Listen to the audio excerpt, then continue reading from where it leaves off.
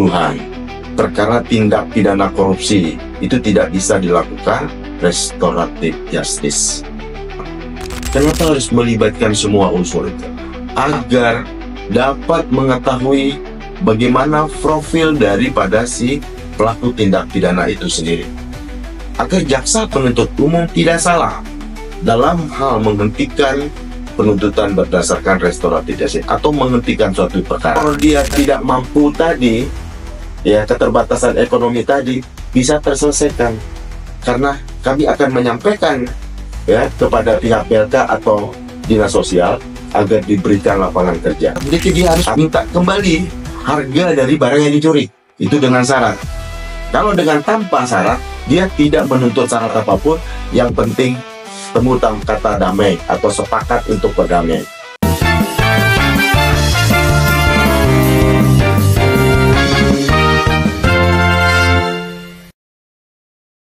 Assalamualaikum warahmatullahi wabarakatuh. Selamat pagi, salam sejahtera untuk kita semua. Semoga kita tetap dalam lindungan Allah Subhanahu wa Ta'ala dan tetap sehat walafiat.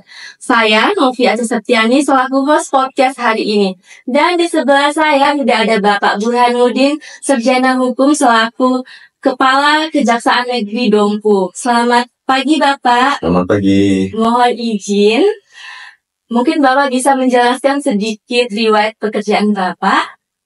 Baik, terima kasih. Assalamualaikum warahmatullahi wabarakatuh.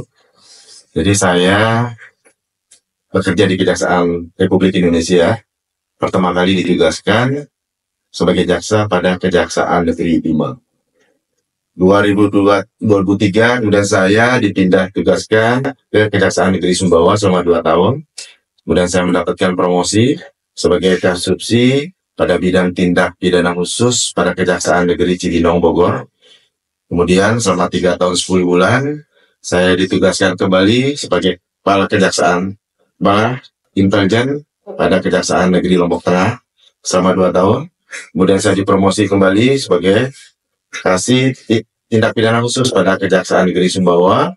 Kemudian saya mendapatkan promosi sebagai Kasih Intelijen pada Kejaksaan Negeri Tangerang Kota. 2 tahun kemudian saya mendapatkan promosi pada Kejaksaan Tinggi Jawa Barat sebagai pemeriksa pada bidang pengawasan. Kemudian saya ditugaskan kembali di Kejaksaan Negeri Singaraja sebagai Kasih Bidang Intelijen. Kemudian saya promosi lagi di Kejaksaan Tinggi Bali. Selama 2 tahun saya mendapatkan promosi pada Koordinator Kejaksaan Tinggi Nusa Tenggara Barat pada bidang tindak pidana khusus selama 2 tahun. Kemudian alhamdulillah pada bulan Mei saya mendapatkan SK, diberi kepercayaan untuk menjadi Kepala Kejaksaan Negeri Dompu. Wah, sangat luar biasa ya Pak perjalanan dinas Bapak. Semoga bisa menjadi inspirasi bagi kita semua. Baik, langsung saja ke temanya Pak. Tema kita hari ini tentang restoratif justice. Apa sih Pak restoratif justice itu? Baik, terima kasih. Restoratif justice ini adalah suatu pendekatan penyelesaian tindak pidana yang menekankan pengembalian hubungan antara pelaku dan korban.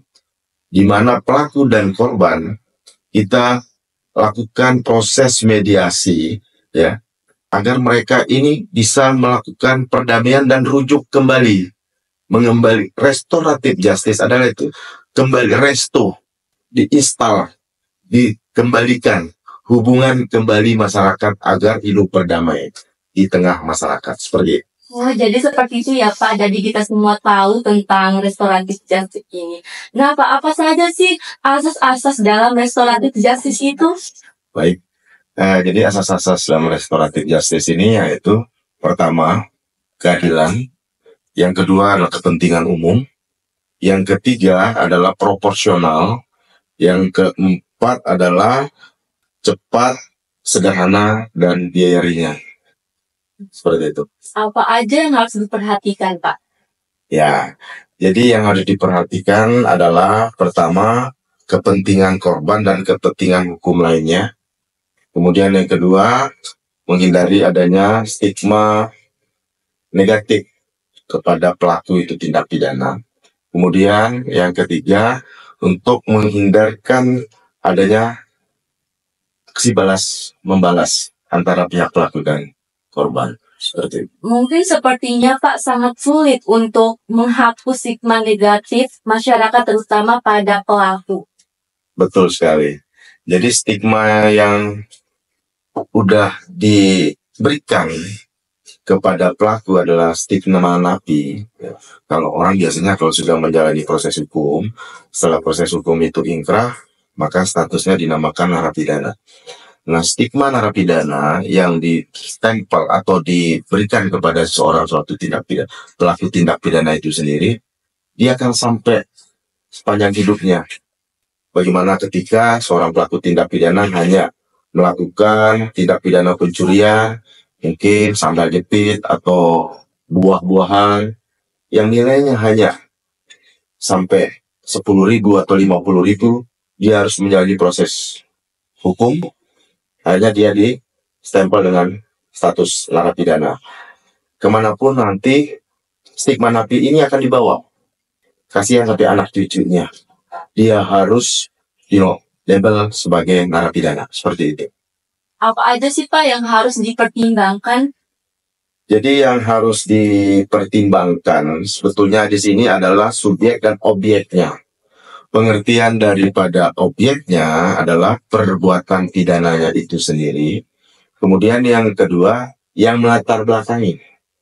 Jadi pengertian yang melatar belakangi ini, jadi kita melihat suatu tindak pidana, apabila kita melakukan restoratif justice, kita lihat apa yang melatar belakangi sehingga dia melakukan perbuatan pidana itu sendiri.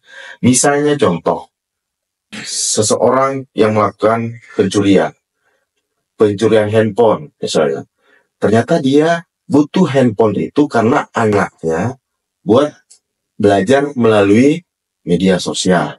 Apalagi pada saat itu ada COVID misalnya. Atau sekarang sudah selalu melalui proses daring, ya, proses belajar. Jadi karena si orang tua daripada si anak ini, karena dia tidak mampu, sehingga dia melakukan tindak pidana itu.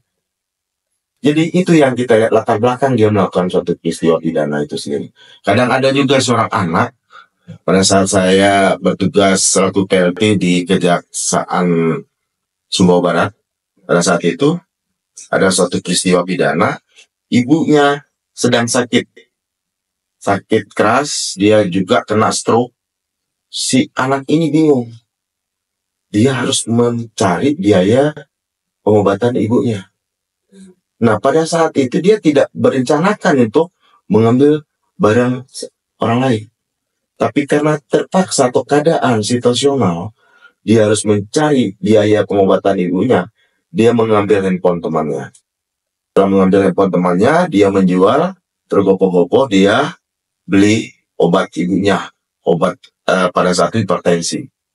Setelah kami melakukan proses restoratif justice, kami menggali latar belakang, ternyata latar belakangnya dia melakukan tindak pidana pencurian itu adalah ibunya yang sedang mengalami sakit. Seperti itu. Ya, kita tidak tahu ya Pak latar belakang seorang melakukan hal tindakan pidana ya Pak. Betul sekali. Apa saja syarat-syarat yang harus dipenuhi jika ada perkara tindakan pidana yang diberhentikan penuntutannya berdasarkan restoratif justice Pak? Baik. Jadi syarat pertama, si pelaku atau si tersangka baru pertama kali melakukan tindak pidana. Jadi bukan residivis. Karena kalau residivis, kita tidak boleh melakukan restoratif justice. Yang kedua, ancaman hukuman di bawah 5 tahun. Yang ketiga, adanya perdamaian antara pelaku dan korban. Wah, luar biasa sekali penjelasannya Pak. Baiklah, kita jeda sesaat setelah yang satu ini.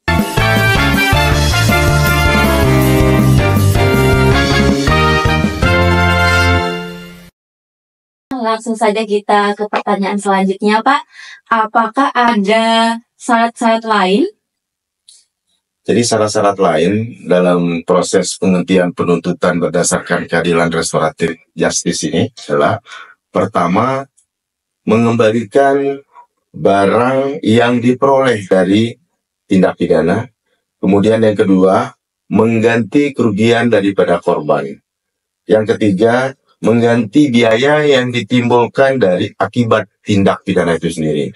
Pengertian daripada mengembalikan barang yang diperoleh dari tindak pidana, contoh seperti melakukan tindak pidana pencurian ketika si pelaku belum sempat menjual atau menindaklanjuti ke pihak lain, barang masih ada dalam penguasaan dia, maka dia berupaya untuk mengembalikan barang kepada pihak korban. Seperti apa pengembalian barang ini, Pak? Pengembalian barang dari tindak pidana itu sendiri. Jadi pada saat lakukan proses penyidikan, jadi penyidik sudah mengetahui bahwa barang yang diperoleh dari tindak pidana itu masih ada dalam penguasaan pelaku. Nah, ketika masih dalam penguasaan pelaku, maka itu akan disita. Dan barang yang diperoleh dari tindak pidana itu, pada saat proses penghentian penuntutan berdasarkan keadilan restoratif justice ini akan dikembalikan kepada pihak korban. Nah, mulai kapan, Pak, proses penghentian oleh kejaksaan? Nah, proses penghentian oleh pihak kejaksaan dilakukan pada saat tahap 2. Nah, tahap 2 ini adalah penyerahan barang bukti dan tersangka. Jadi pada saat dilakukan penyerahan barang bukti dan tersangka, jaksa P16A atau jaksa penuntut umum dia melakukan analisa atau melakukan nota pendapat ya disampaikan kepada pimpinan apakah kasus tersebut dapat dilakukan penghentian penuntutan berdasarkan keadilan restoratif atau LJ. Nah, setelah dilakukan pengajuan, nanti pimpinan atau kajari nanti akan mendisposisi. Apakah kasus tersebut masuk tidak syarat-syarat sebagaimana yang diatur dalam Peraturan Jaksa Agung Nomor 15 Tahun 2020 tentang penghentian penuntutan berdasarkan keadilan restoratif justice. Seperti itu. Begitu ya, Pak.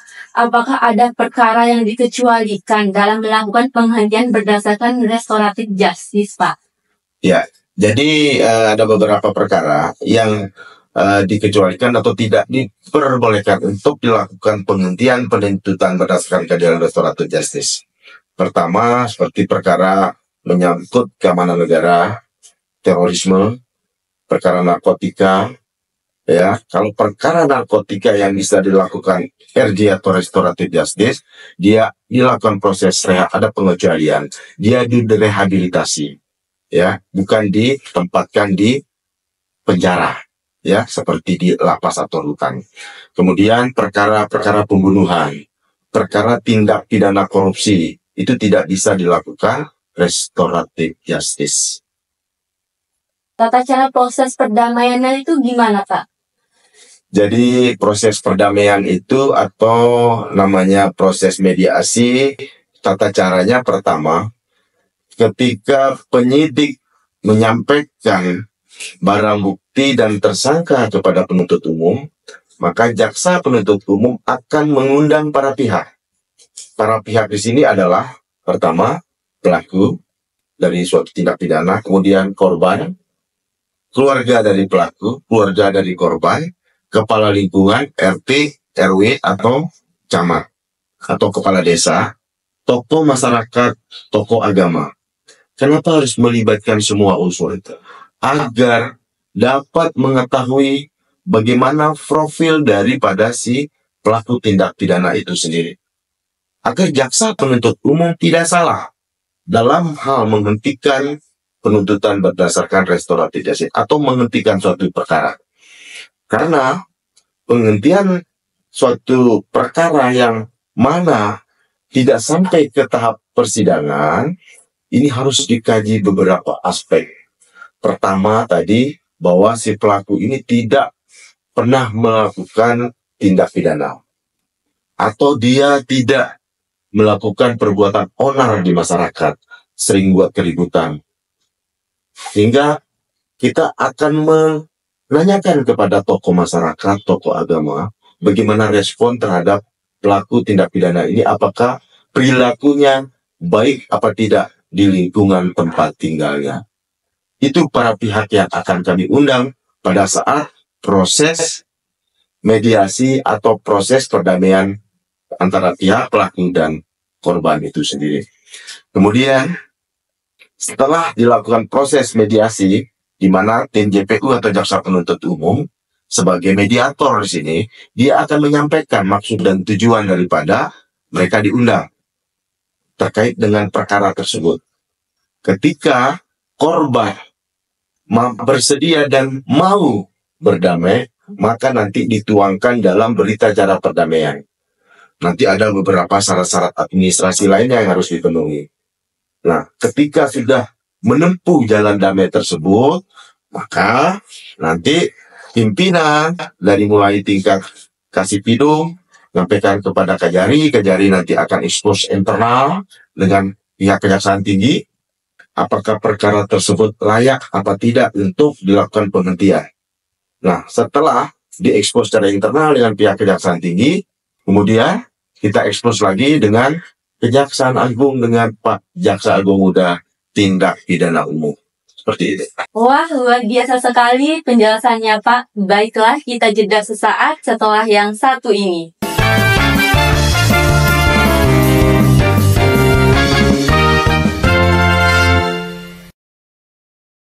Sangat luar biasa sekali ya Pak penjelasannya tadi. Nah baik Pak, ini ada beberapa pertanyaan dari masyarakat Kabupaten Dompu Pak. Yang pertama dari Mbak Nur Rahmania, apa saja tantangan atau kendala dalam implementasi keadilan restoratif di Dompu? Bagaimana cara mengatasi tantangan tersebut Pak? Baik, jadi tantangannya itu sebetulnya kita kembali kepada mindset daripada masyarakat. Masyarakat di sini perlu banyak diberikan edukasi, perlu diberikan banyak pemahaman tentang RJ itu sendiri atau restoratif justice itu sendiri, biar tidak salah dalam hal menafsirkan. Tidak semua perkara itu bisa dihentikan, karena banyak masyarakat ingin menuntut hal yang sama. Contoh, mungkin suatu peristiwa terjadi di keluarga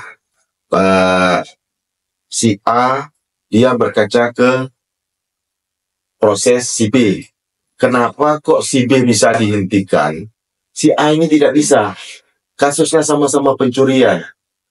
Itu melalui proses kajian yang dilakukan oleh penuntut umum. Karena tadi yang seperti saya sampaikan di awal, pertama, objeknya, subjeknya, latar belakang dia melakukan perbuatan pidana, caranya dia melakukan tindak pidana, itu semua kita kaji, semua aspek kita kaji. Contoh, ya, kalau kasus misalnya, kan beda ini. Kalau suatu si pelaku pencurian yang melakukan pencurian karena terpaksa, karena keadaan, dengan orang yang profesi. Kalau profesi ini kan kadang dia mungkin masuknya dengan cara merusak, masuk lewat atap, dia merusak gembok, masuk malam hari, ini sudah profesional. Nah, ketika kita melakukan penghentian penuntutan terhadap perkara seperti itu, ini tidak ada rasa keadilan di masyarakat. Karena menganggap masyarakat ini profesi. Kok pelaku yang profesinya pencuri, kok dihentikan? Nah, kita lebih melihat kepada latar belakang. Profil daripada si pelaku itu sendiri. Kita profiling dulu. Nanti ada bidang intelijen dari kita yang akan turun ke lapangan untuk melakukan profiling terhadap pelaku. Bagaimana kebiasaan hidup dia di masyarakat, terus bagaimana sikap perilaku, ya, apakah dia memang selalu membuat keonaran di tengah masyarakat, atau dia selalu membuat keributan, atau dia tidak ada keharmonisan dengan masyarakat lain di masyarakat. Seperti itu. Seperti itu ya Pak. Selanjutnya pertanyaan dari Bapak Saiful. Bagaimana keadilan restoratif dalam berkontribusi pada pemilihan, hubungan sosial, dan pencegahan kejahatan di masa depan? Ya, baik. Jadi untuk menjalin hubungannya ini, karena pertama, rohnya daripada restoratif justice ini adalah damai. Kata damai ini ditempuhi melalui proses mediasi tadi. Setelah kata damai itu terjalin dan disepakati, itu mana tujuannya adalah mengembalikan kehidupan semula masyarakat untuk kembali rukun. Tujuan akhir daripada RJ itu sendiri, pertama, kita melihat profiling daripada si pelaku apabila dia melakukan tindak pidana itu karena faktor ekonomi, ya, dia tidak bisa menghidupkan keluarganya karena dia tidak punya pekerjaan. Mungkin perlu kita sampaikan kepada masyarakat Dompu juga pada kesempatan siang hari ini bahwa Kejaksaan Negeri Dompu sudah melakukan MOU dengan instansi-instansi terkait seperti BLK, Disnaker, Dinas Sosial, Basarnas, kemudian dengan pihak BPJS, di mana tujuan kami melakukan MOU dengan dinas-dinas yang seperti saya sebutkan tadi, agar pelaku dari tindak pidana yang kita RJ-kan tadi, yang mana latar belakangnya dia melakukan suatu tindak pidana karena ekonomi lemah, dia tidak punya pekerjaan. Ketika kita lakukan penghentian penuntutan berdasarkan keadilan restoratif di kejaksaan, setelah proses perdamaian terjadi, selesai, maka kita akan menyampaikan koordinasi dengan pihak BLK atau Disnaker atau Dinas Sosial agar si pelaku dari tindak pidana itu sendiri dia dapat lapangan kerja, dia diberikan pelatihan, dia diberikan skill di sana untuk bekal dia setelah dia melakukan proses penghentian penuntutan berdasarkan keadilan restoratif itu sendiri. Jadi tidak melulu selesai karena nanti akan terjadi contoh pencurian. Dia mencuri karena tadi seperti saya ceritakan, orang tuanya sakit, anaknya mungkin karena butuh handphone dan segala macam. Ketika dia melalui proses pidana tadi ditahan di kepolisian, dihentikan di kejaksaan karena tercapai kata sepakat, faktor dia tidak mampu tadi, ya keterbatasan ekonomi tadi bisa terselesaikan karena kami akan menyampaikan ya kepada pihak BLK atau Dinas Sosial agar diberikan lapangan kerja, agar dia diberikan keterampilan khusus. Dia diberikan dana juga dari Dinas Sosial, karena dalam kesempatan ini saya sampaikan bahwa Dinas Sosial sudah siap apabila ada kasus yang dilakukan proses penghentian dengan RJ tadi. Jadi gitu ya Pak, sangat luar biasa sekali ya Pak penerapan restoratif justice dalam tahap pengembangan didukung langsung dari berbagai pihak Pak. Baiklah, kita jeda sesaat setelah yang satu ini.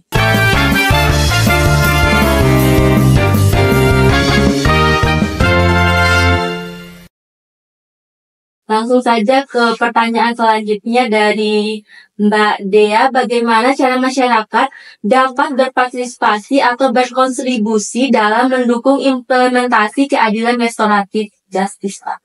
Ya, baik. Jadi masyarakat ini bisa berkontribusi, tentunya bagaimana memberikan informasi ya kepada pihak kejaksaan apabila dalam proses dilakukan profiling terhadap kasus yang akan dilakukan penghentian penuntutan berdasarkan keadilan restoratif atau penghentian penuntutan, nanti dari tim kejaksaan akan mensurvei ke lapangan, memprofiling dari semua pihak, mulai dari tetangganya pelaku, tokoh masyarakat, tokoh agama, kepala lingkungannya, akan ditanyakan bagaimana perilaku daripada si pelaku itu sendiri, atau si tersangka itu. Jadi langsung dari tim kejaksaan ya Pak yang turun langsung dari lapangan? Iya, nanti kita akan minta respon daripada masyarakat. Responnya positif apa tidak terhadap perilaku pelaku di masyarakat, seperti itu. Begitu ya Pak. Baik, pertanyaan selanjutnya Pak, apakah keadilan restoratif dapat diterapkan dalam kasus-kasus yang melibatkan anak-anak sebagai pelaku atau korban? Jika ya, bagaimana mekanismenya Pak? Ya, jadi kalau untuk pelakunya anak, karena dia beda ya proses peradilan terhadap anak, ya di situ dia punya mekanisme sendiri, ya. Namanya dia pada saat dilakukan proses mediasi, dia berbeda dengan mekanisme yang dilakukan dengan restoratif justice. Seperti itu. Bisa dilakukan, cuman mekanismenya yang berbeda. Ya, mekanismenya berbeda ya kalau untuk anak. Nah, pertanyaan selanjutnya dari Mbak Jumiat. Ini Pak, bagaimana keadilan restoratif mempertimbangkan aspek budaya dan nilai-nilai lokal yang ada di masyarakat Dompu, Pak? Ya, sebetulnya budaya-budaya atau kearifan lokal yang berkembang di Kabupaten Dompu ya, kita tetap juga menjadi memprioritaskan. Misalnya contoh ya, terkait dengan adanya peraturan-peraturan yang ada di desa itu sendiri terkait dengan adat istiadat ya. Apabila misalnya ada suatu peristiwa pidana di dalam suatu lingkungan desa ya, di situ ada ketua adat. Misalnya, ketua adat itu juga bisa berperan selaku mediator di situ. Dia akan memediasi para pihak, ya. Setelah sudah ditempuh melalui proses mediasi, bisa nanti menyampaikan kepada pihak kejaksaan, ya, melalui surat atau secara lisan, bahwa antara pelaku dan korban sudah dilakukan proses mediasi dan berdamai. Nah, tinggal kita melegalkan nanti proses itu. Ya, kita akan manggil lagi para pihak untuk melakukan proses mediasi dan dituangkan dalam berita acara kesepakatan perdamaian seperti itu. Seperti itu ya Pak. Nah, perkara apa saja sih Pak yang pernah dilakukan oleh Kejaksaan Negeri Dompu Pak? Baik, jadi Kejaksaan Negeri Dompu pernah melakukan penghentian penuntutan berdasarkan keadilan restoratif justice. Ada beberapa kasus, contoh kasus KDRT, kekerasan dalam rumah tangga, kemudian pencurian juga pernah, ada juga 351 penganiayaan ringan, 351 ayat 1. Nah, makanya di sini kita kualifikasikan ada beberapa kasus yang mana kasus-kasus itu ancaman hukumannya di bawah 5 tahun. Contoh kalau kasus di bawah 5 tahun kayak pengerusakan, ada juga penadahan, ada juga penganiayaan 351 ayat 1, itu di bawah 5 tahun. Pencurian 363 ya, KDRT atau kelalaian lalu lintas. Karena dia tidak ada unsur sengaja, karena dia lalai sehingga mengakibatkan orang lain itu korban meninggal atau luka-luka, bisa dilakukan proses restoratif justice seperti itu. Seperti itu ya Pak. Nah, ini mungkin pertanyaan terakhir ya Pak.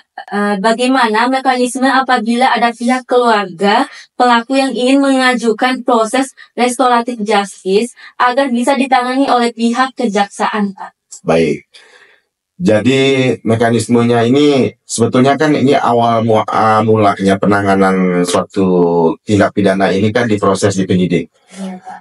Penyidik melakukan proses penyidikan, pemberkasan, kemudian menyampaikan kepada pihak kejaksaan.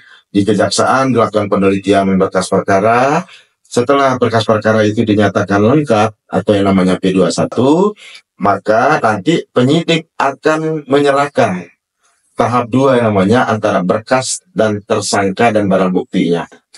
Pada saat penyerahan barang bukti dan tersangka, pada saat proses di penyidikan di kepolisian, bisa juga langsung dari pihak keluarga pelaku atau tersangka ini menyampaikan ke kejaksaan. Bisa langsung ke kejaksaan. Bisa langsung ke kejaksaan. Sampaikan secara tertulis.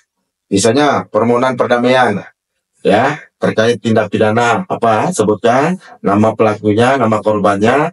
Nah, pada saat dilakukan proses tahap 2 tadi, penyerahan tersangka dan barang bukti, maka jaksa penuntut umum akan memanggil secara resmi para pihak di tempat balai mediasi namanya. Balai mediasi lah di tempat dilakukan proses perdamaian itu sendiri. Itu yang penting.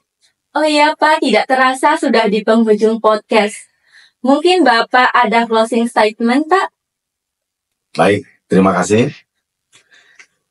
Jadi para pemirsa sekalian, saya Kepala Kejaksaan Negeri Dompu memberikan himbauan kepada masyarakat Dompu pada umumnya bahwa restoratif justice ini tujuannya sangat mulia sekali. Bagaimana tujuan ini? Agar masyarakat bisa hidup berdampingan, agar masyarakat bisa hidup rukun, ya, tidak ada aksi balas dendam, tidak ada unsur-unsur lain yang ada di tengah masyarakat. Sekali lagi saya sampaikan, penegakan hukum tidak harus sampai di proses pengadilan. Penegakan hukum adanya juga di proses RJ itu sendiri atau restoratif justice itu sendiri. Kami aparat penegak hukum semata-mata tidak melihat penegakan hukum ada di KUHP, tapi semuanya harus ada di hati nurani. Terima kasih. Mungkin itu yang dapat saya sampaikan. Sekali lagi kami ucapkan terima kasih atas waktu dan kesempatannya di siang hari ini, Pak. Baik, pemirsa, mungkin sampai di sini saja podcast kita hari ini. Saya Novia Septiani pamit undur diri. Wassalamualaikum warahmatullahi wabarakatuh. Wah,